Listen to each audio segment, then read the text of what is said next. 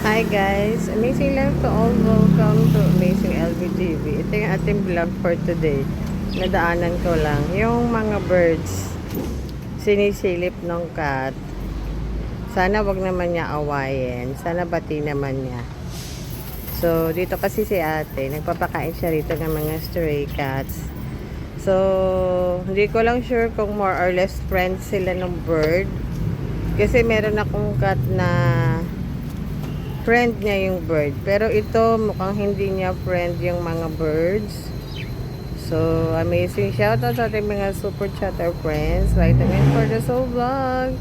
Yung Nishimura from Japan, ayan, nagsuswing pa yung isang ibon. Nakikita niyo ba? May swing. Tapos yung cat naman, napaka-bully.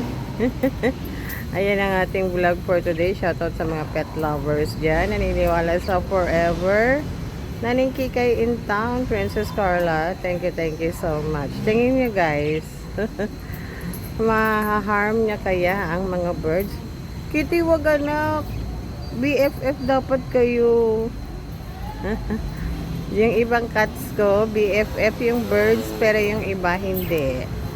So, hindi lahat ng cats love ang birds. Ayan ang ating vlog for today.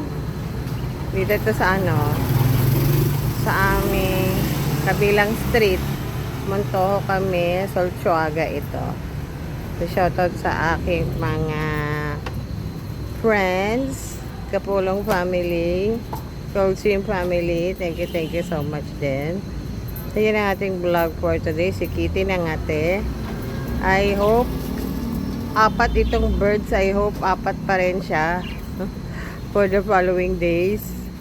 Magkakasama sila forever. Ayan ang ating vlog for today, si Kitty at ang 4 birds. Yun na lang muna guys. Let's eat more gulay. Gulay is life. Mag-exercise. Health is wealth. God bless us all. Saring here.